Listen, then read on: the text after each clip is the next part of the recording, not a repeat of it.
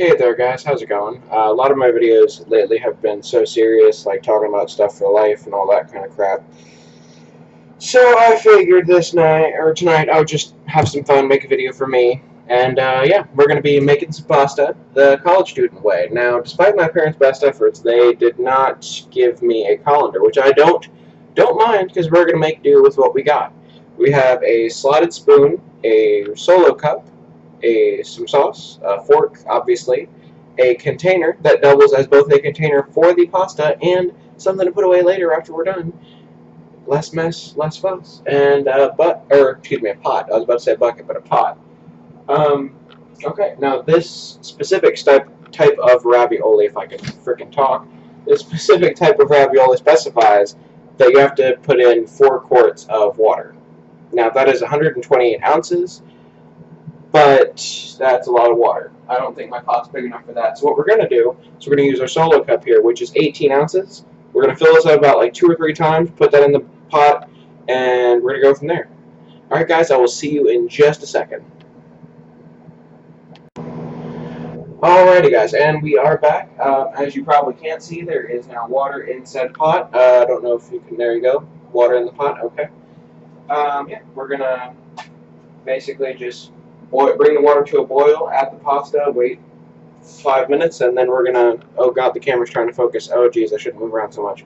Yeah, then we're gonna see what happens. I'm gonna show you how to strain pasta without having a colander. So I will be right back, guys, once this pasta is done, and I will see you in a few minutes.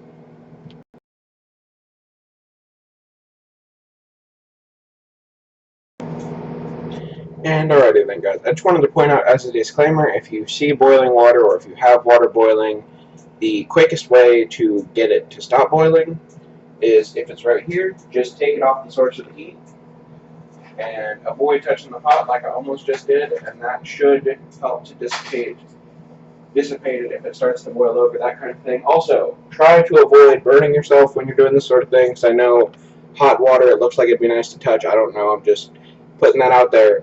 Don't touch boiling water. I feel like I have to say this because, you know, McDonald's puts on their cups, contents may be hot when it's coffee, and it's like, you didn't order iced coffee, you knew what you were getting yourself into, but, you know, just in case. Alright. So water's coming to a boil right now. We're going to add the pasta once that happens, and then once the pasta finishes cooking, we are going to see how to strain some pasta using just a solo cup and a bowl and a pot. Yeah. Also, just want to point out, guys, when you're pouring in the pasta, make sure to be careful because the water is boiling, and if you start splashing it on yourself, it will hurt. So we are just going to pour in the pasta like that. It's probably not how that frickin' hurts. See, exactly. Case in point, you don't want to do what I just did. Ow! Okay, see you in a few minutes after the pasta's done cooking.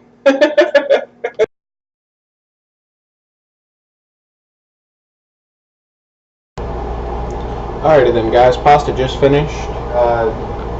We're going to take it off the heat now. Make sure that most pasta, when it's done, it will float. So just keep an eye on that. Make sure that it's all floating by the time you finish. That way, you know, it's actually done.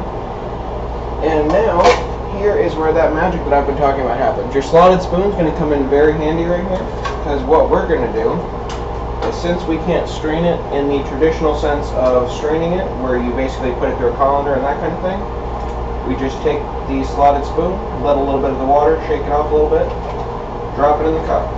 And this might take a minute or two, but if you don't have a strainer or a colander, I mean, it's better than trying to dump it out and ending up with ravioli in your sink, because that's what happened when I tried to make this before. And I decided that, wow, that was kind of a pain in the butt. I wish I had some way of knowing how to do this when I don't have that as an option.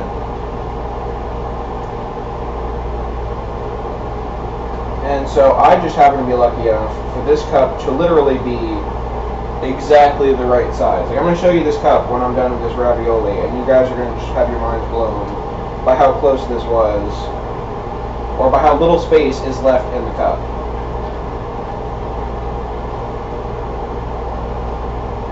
And now, as you can see, steam is coming off of the pot and off of the ravioli because they are both extremely hot. So as I said earlier, I cannot emphasize enough, safety is key. Alright, that was almost extremely bad. And as you can see, we have a cup of ravioli. No strainer required. And so we just take this water and we dump it.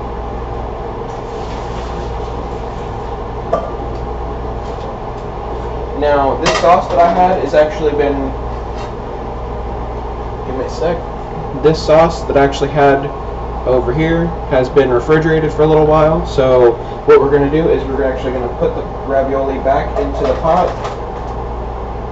Now, you might get a little bit of residual water from that because not everything comes out when you use the slotted spoon, but that's okay. And just open up your pasta.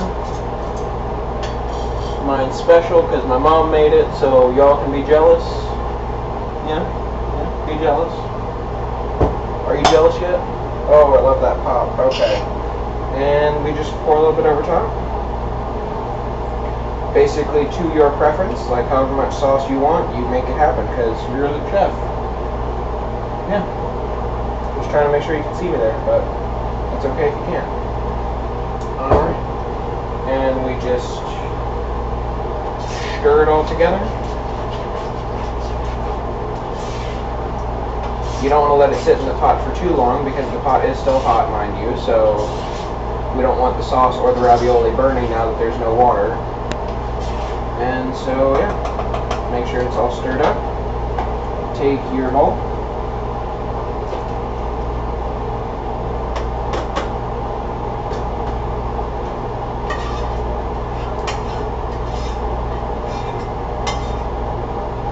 And that, ladies and gentlemen, is how you make pasta, specifically ravioli, the college student way, with no colander and no strainer.